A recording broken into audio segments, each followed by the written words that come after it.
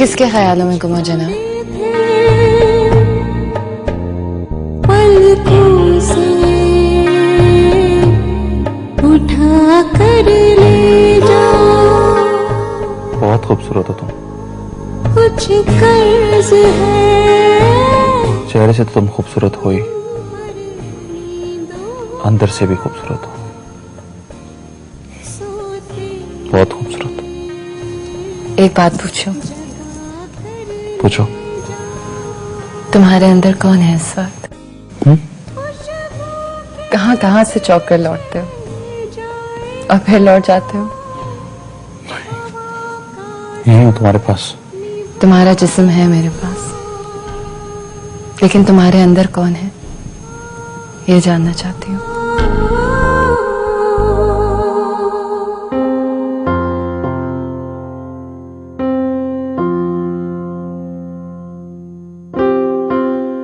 अच्छा यूं बताओ कि तुम्हारी रूह कहाँ है इस वक्त?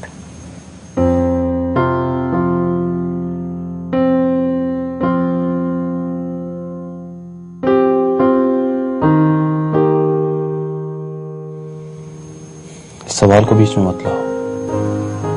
इस सवाल से ही बेखबर रहने के लिए तुम्हारी पनाह में आया हूं मैं। मेरी पनाह में रहने के लिए खुद को कभी मुझसे छुपाना मत, चाहे तुम्हारे अंदर कुछ भी हो, चाहे तुम्हारे अंदर ऐसा वीराना क्यों ना हो जहां दूर दूर तक मेरा नामो निशान ना हो, चाहे तुम्हारे अंदर मेरी जगह पर मेरे बजाय वो बैठी हो, मुझे बेखबर मत रखना। बर्दाश्त नहीं कर पाओगे। तुम्हारे अंदर के मामलात अगर मैं बर्दाश्त ना कर पाई तो फिर क्या फायदा हुआ तुम्हें अपनी पनाह में लेने का? छोड़ दोगे मुझे थक कर? हर बार छीन लूंगी तुम्हें तुमसे, ये तो मैं भी जानती हूँ।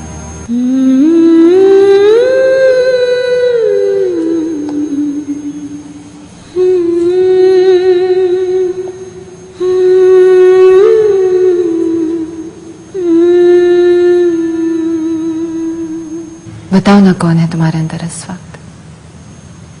कहाँ है तुम्हारी रूह इस वक्त?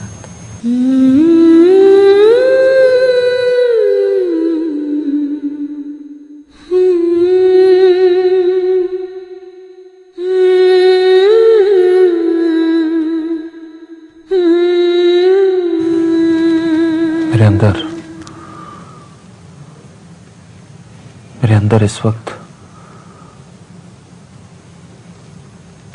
दूर दूर तक तुम कहीं भी नहीं हो।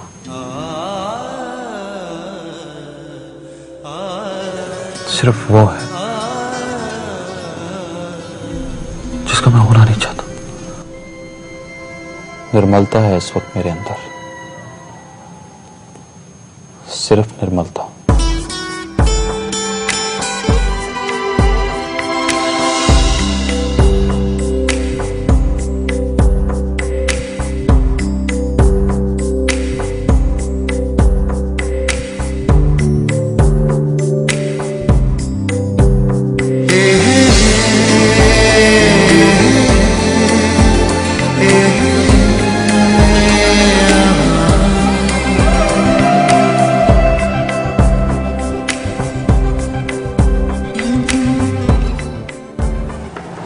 अपना ख्याल रखिएगा, मैं किसी भी मामले में कोई बहाना नहीं सुनूंगी। यहाँ रहना है या लाहौर में? दवाई वक्त पे खानी है। 8 बजे नाश्ते से पहले, 2 बजे लंच से पहले और रात 8 बजे डिनर से पहले। शुगर लेवल बिल्कुल नहीं बढ़ा हुआ होना चाहिए। आप मेरी बात सुन रहे हैं? हाँ हाँ सुन रहा हूँ, तुम बोलती जाओ। मैंने आपके कपड़े अलमारी में तरतीब से लगा दिए हैं, उनको हिलाइएगा मत। लाहौर जाना हो तो लेफ्ट साइड से निकालिएगा और यहाँ रहना हो तो राइट साइड से। समझ गए ना? हाँ ठीक है। हाँ याद आया, आपके मोबाइल का बिल नहीं पे हुआ। अगर परसों तक नहीं हुआ ना तो बंद हो जाएगा, फिर आपको बहाना मिल जाएगा मुझसे बात ना करने का। मुझे पता है, आपकी आंखें बता रही हैं कि आपका कोई खास इरादा नहीं है मुझसे ज्यादा बात करने का। एक तो एसएमएस भी नहीं करना आता ना आपको। कितनी बार आपको समझाया था कि एक आधे घंटे के लिए बैठ जाए मेरे साथ तो मैं आपको सिखा दूंगी, कितनी आसानी हो जाती हमें। हाँ, मैं भी यही सोच रहा हूँ। देखा, अब मुझे जल्दी जाना पड़ रहा है। तो जाओ ना, तुम्हारी फ्लाइट का टाइम भी हो रहा है। जाना तो होगा, चले। हाँ, इतना वक्त नहीं है हमारे पास। मैं जाऊं वापस आऊं? रब के हवाले, तुम्हारे सारे मामलात रब के हवाले। बस बस देखो, रोना नहीं है, रोना नहीं है। खुशी की घड़ी में रोना इंसान के दिल का बोझ बन जाता है। और तुम्हें अब ऐसा इजाजत नहीं दूंगा जब तक तुम वही असली वाला मुस्कुराओगी नहीं, वरना यहीं खड़ा रखूंगा।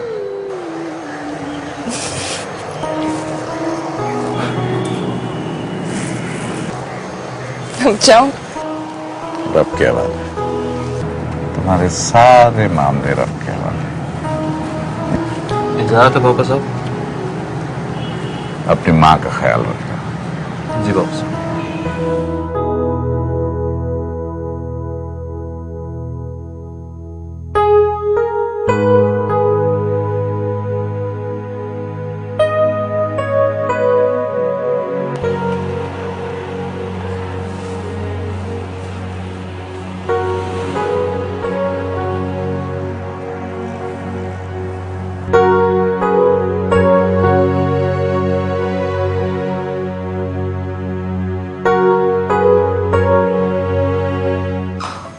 ये लो, कॉफी पी लो, फ्रेश हो जाओगी।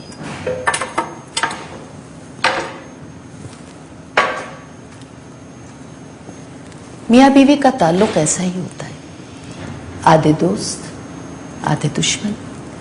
दुश्मन भी ऐसे कि जान लेने पर तुल जाए, और दोस्त भी ऐसे कि जान देने से कम पर राजी ही ना हो।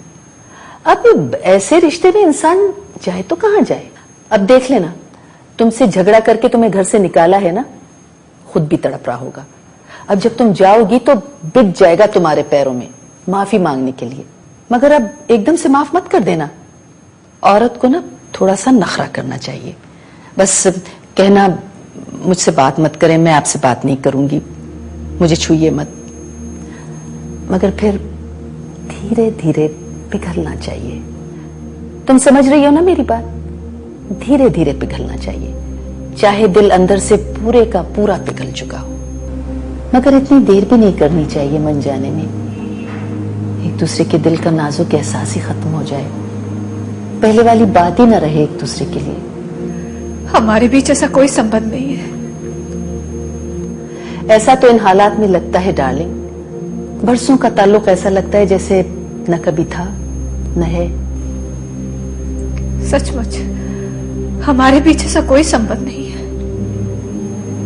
न वो मेरा कुछ लगता है, न मैं उसकी कुछ लगती हूँ। ऐसा होता है, ऐसा ही होता है। ऐसा नहीं होता है। क्यों नहीं समझती आप? हमारे बीच ऐसा कुछ नहीं है। हम बस पति पत्नी के भेष में एक छत तले रह रहे हैं। सिर्फ उसने नहीं निकाला है मुझे, मैं भी निकल जाना चाहती हूँ, मगर मैं भारत नहीं जाना चाहती।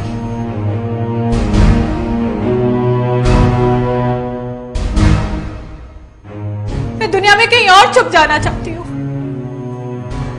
जहां कोई मुझे पहचान ना सके, मुझसे कोई सवाल ना कर सके।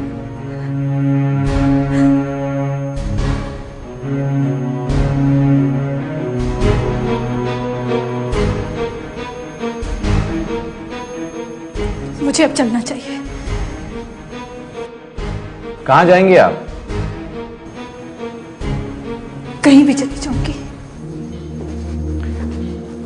कहीं भी नहीं जाएंगे आप इस वक्त, और इनसे इस मौजू पर कोई बात नहीं करेगा। कहां जाके बैठेंगे आप? नीचे सीढ़ियों पे, किसी सड़क पे या चौराहे पे? इस शहर में इतनी रात को किसी लड़की का बाहर निकल जाना मुनासिब बात नहीं है। आपके लिए प्रॉब्लम भी हो सकती है। मुझे कोई फर्क नहीं पड़ता। ज्यादा से ज्यादा मीडिया में बात आएगी कि ठाकुर रविंद्र सिंह की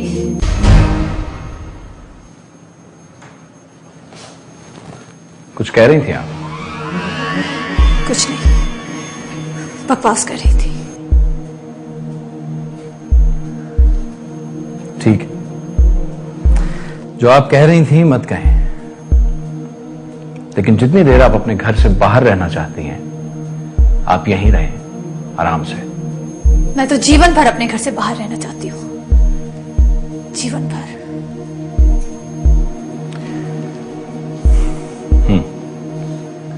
तो फिर बैठी रहिए जीवन भर, मुझे कोई एतराज नहीं है। हाँ, अलबत्ता मैं ये नहीं जानता कि मैं खुद सारी जिंदगी यहां बैठा रहूंगा या नहीं, लेकिन जब तक हूं तब तक आपको जाने के लिए नहीं कहूंगा। हाँ, अगर आप अपने घर जाना चाहेंगी तो रोकूंगा भी नहीं। वैसे किस फ्लोर पर रहती हैं आप? आप मेरे पति को यह बताना चाहते हैं कि उनकी पत्नी आपके अपार्टमेंट में छुपी बैठी है? कितनी अजीब हैं आप। मैं तो समझता था कि मैं ही सबसे कड़वा हूं, लेकिन आप में तो मुझसे भी ज्यादा कड़वाहट छुपी हुई है। ऐसी हूं मैं। चलो, अब इस मौजू पे तुमसे कोई बात नहीं करेगा, प्रॉमिस। Promise, promise. झूठी औरत है ये, एकदम से झूठी औरत। ये जितना ऊंचा उड़ के दिखा रही है ना तुम्हें, उतनी गिरी हुई औरत है ये, गिरी हुई। इसकी बातों में मत आना, मत आना इसकी बातों में। अब तुम्हारी मर्जी है डार्लिंग, तुम इसकी बात का यकीन कर लो या मेरा एतबार कर लो।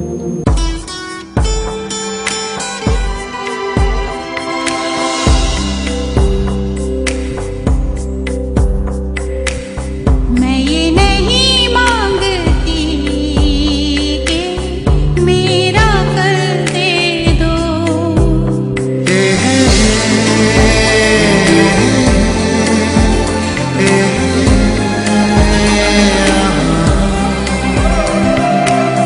मैं ये नहीं मांगती कि मेरा कर दे दो, जो साथ आखिरी गुजरा वो एक पल दे दो। मैं ये नहीं मांगती कि मेरा कर दे दो।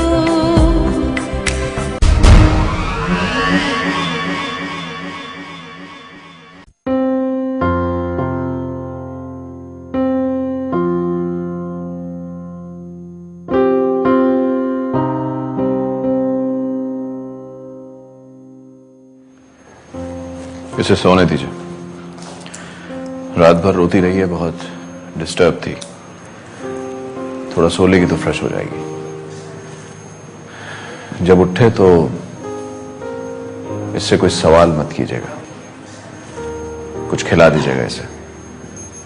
मुझे डर लगता है कहीं इसकी वजह से तुम्हारे लिए कोई प्रॉब्लम ना खड़ी हो जाए। प्रॉब्लम? अब मजीद मेरे लिए कौन सी प्रॉब्लम खड़ी होगी?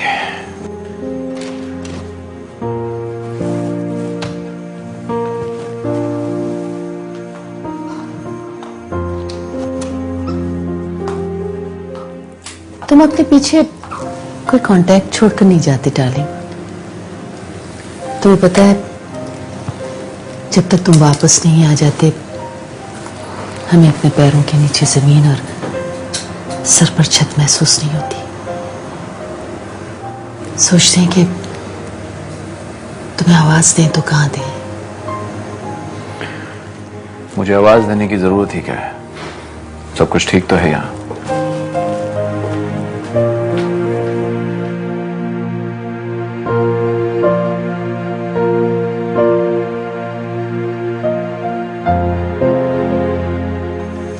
मैं अगर तुमसे एक रिक्वेस्ट करूं कि तुम हमें वापस भेज दो कराची, हमारे उसी छोटे से घर।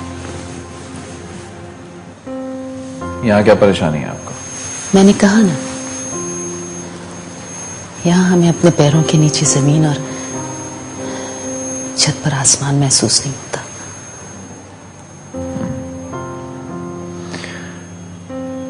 वहां की जिंदगी ज्यादा पसंद थी आपको?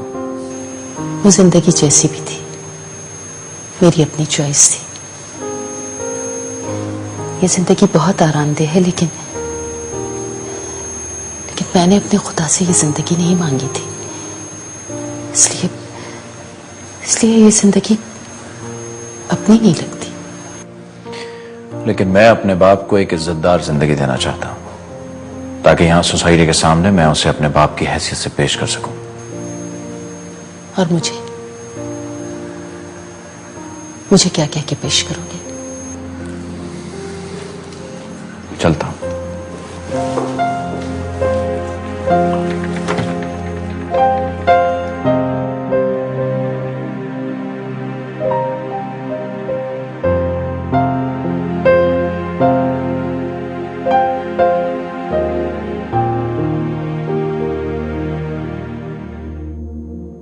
मैं आपके साथ पार्टनरशिप करना चाहता हूं।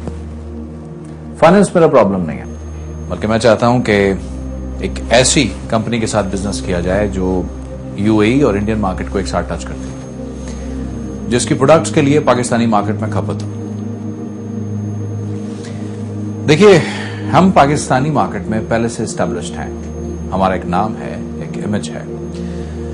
कॉर्पोरेट लॉ में मेरी बहुत ज्यादा प्रैक्टिस है, इसलिए मैं आपको यह यकीन दिला सकता हूं कि कोई भी कानूनी एलिगेशन आप लोगों को नहीं होगी, और अगर होगी भी तो आई विल हैंडल इट। देखिए, एक ऐसी मार्केट जहां आपकी प्रोडक्ट्स की खपत है, जरूरत है, उसके लिए थोड़ा बहुत रिस्क लेते हुए आपको घबराना तो नहीं चाहिए।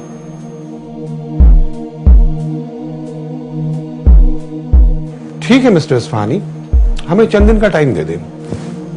हम अपने हेड ऑफिस से एक मीटिंग कर लें, फिर आपको इन्फॉर्म कर देंगे। ओके, बैठो। Gentleman, nice meeting you. हाँ, it was very nice meeting you. Thank you.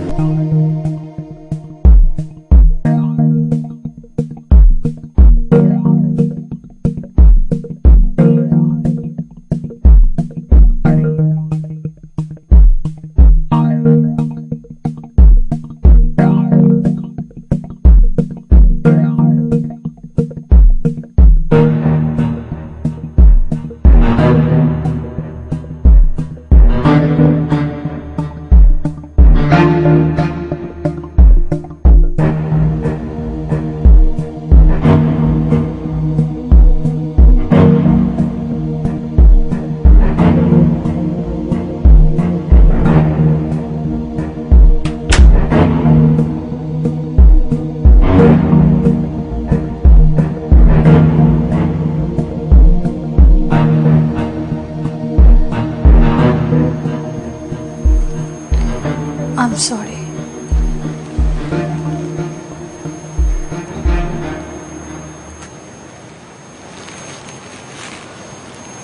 I'm sorry too.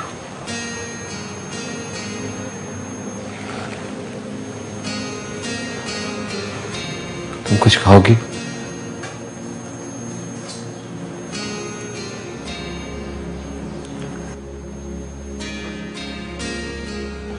Coffee बना दूं? नहीं। तुम्हारे कमरे का एसी का स्विच खराब था, मैंने ठीक कर दिया। गौतम,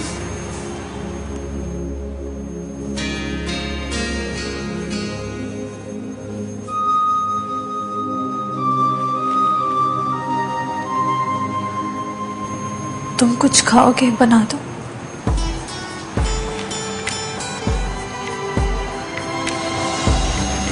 नहीं। कॉफी बना दो। नहीं, मैं कुछ देर सोऊंगा, फिर ऑफिस चला जाऊंगा। तुम भी आराम कर लो।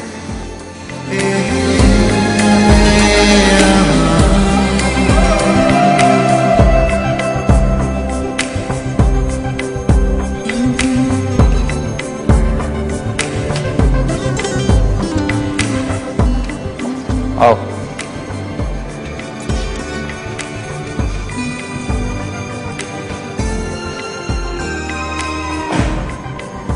ये तुम्हारा घर है। तुम्हारे इस घर में मुझे पनाह के लिए थोड़ी सी जगह चाहिए, बहुत थोड़ी सी जगह।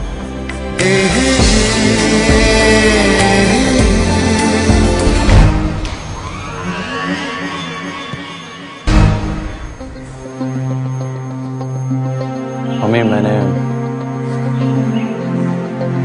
परीजे से शादी कर ली।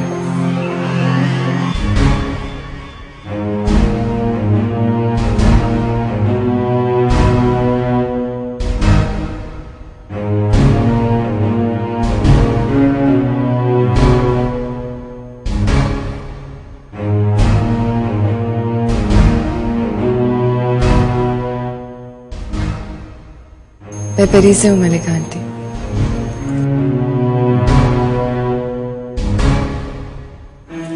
वही आपकी परी से।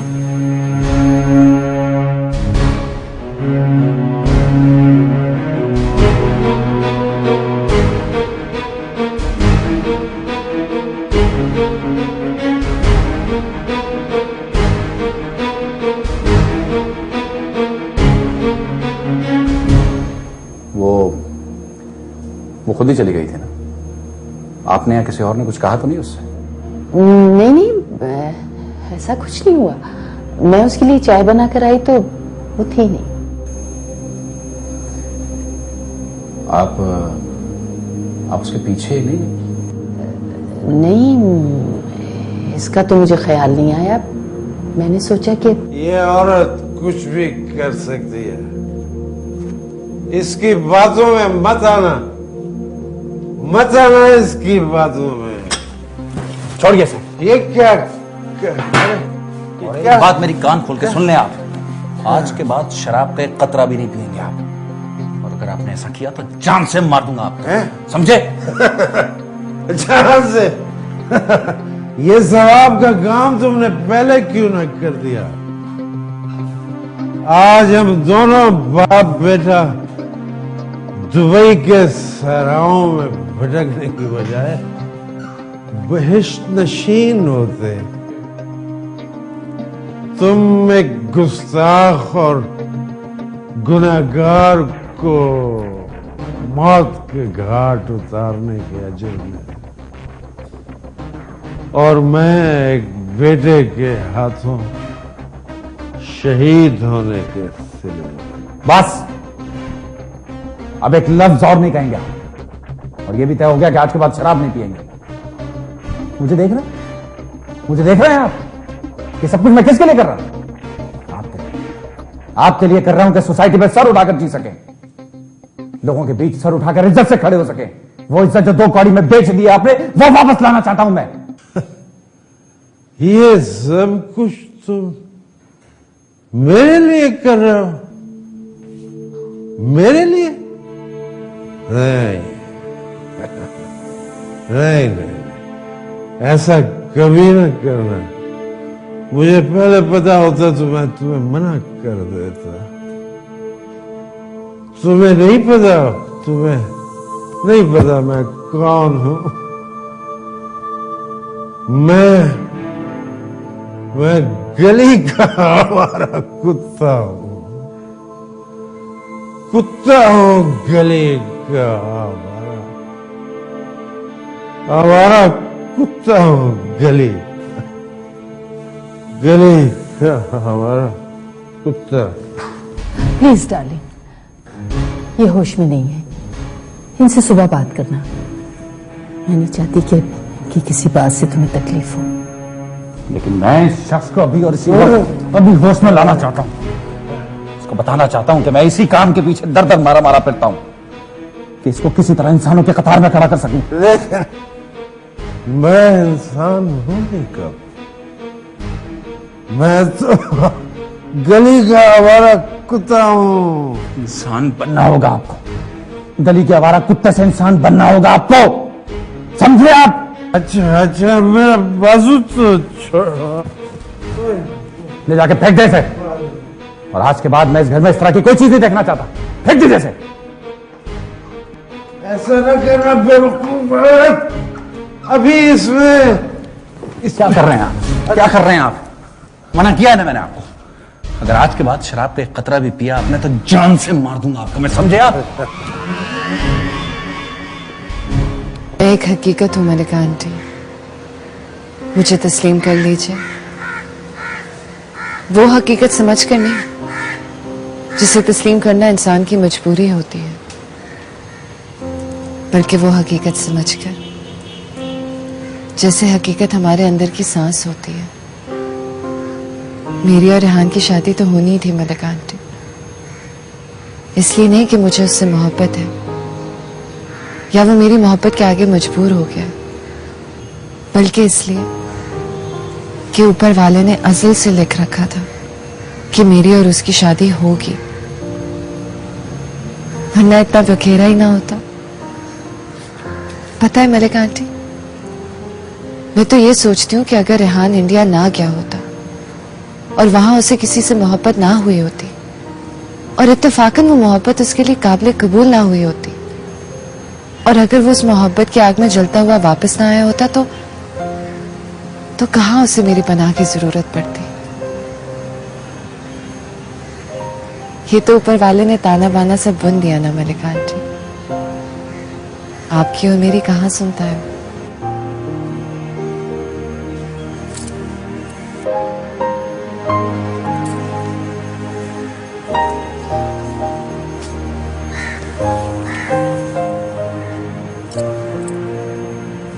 किससे लड़ना चाह रही हैं आप मलिका आंटी? मुझसे या ऊपर वाले से? तुम क्या समझ रही हो मैं तुम्हें इतनी आसानी से माफ कर दूंगी?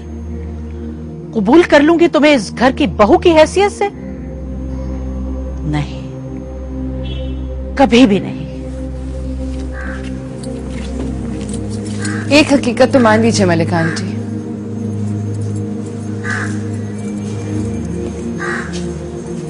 मुझे कभी भी सिफात भाई से मोहब्बत नहीं थी और ना ही मैं उनकी मोहब्बत की जिम्मेदार हूं। मुझ पर कोई और इल्जाम आयद कर दीजिए। सिफात भाई से दोस्ती करने का इल्जाम, उनकी बेतरतीब जिंदगी में तरतीब लाने का इल्जाम। कितनी बदसूरत नजर आती थी उन्हें जिंदगी।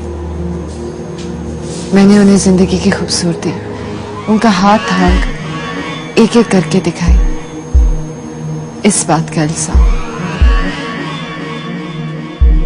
और ये सब कुछ सिखाने के बाद तुमने उसे एक बेकार चीज समझकर फेंक दिया। जैसे ही तुम्हारी निगाह रेहान पर पड़ी तुम उससे ऐसे लाताल्लुक हो गई जैसे कुछ था ही नहीं तुम दोनों के बीच। सच्चाई को क्यों छुपा रही हो? पापा साहब तो कहते हैं कि तुमसे बड़ा सच बोलने वाला इस जमीन पर कोई है ही नहीं।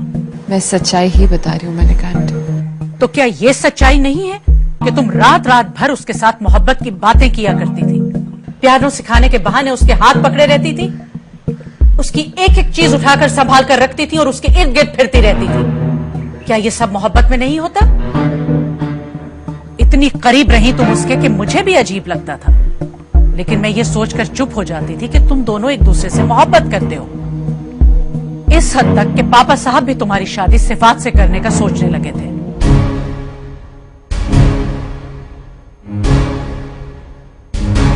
सब कुछ तय हो गया था, लेकिन अचानक तुम्हारे सामने रेहान आ गया और तुमने सिफात से अपनी मोहब्बत को हमदर्दी का नाम दे दिया। काश मलिका आंटी आप मेरी मोहब्बत को समझ सकती, क्योंकि जिस मोहब्बत का इल्जाम आप सिफात भाई के नाम के साथ मुझ पर लगा रही हैं, वैसी मोहब्बत तो मुझे आपसे भी है। मुझे इंसानों से नफरत करनी आती ही नहीं है मलिका आंटी। काबिले नफरत लोगों से भी मैं मोहब्बत करने पे मजबूर हो जाती हूँ, हालांकि अक्सर खुद से लड़ती रहती हूँ कि क्या जरूरत थी इस तरह से मोहब्बत का लंगर लगाने की। मगर बस, मुझे और कुछ नहीं सुनना। अगर इस घर में रहना चाहती हो तो अपने आप को रेहान तक महदूद रखो, मुझसे ताल्लुक रखने की कोशिश मत करना।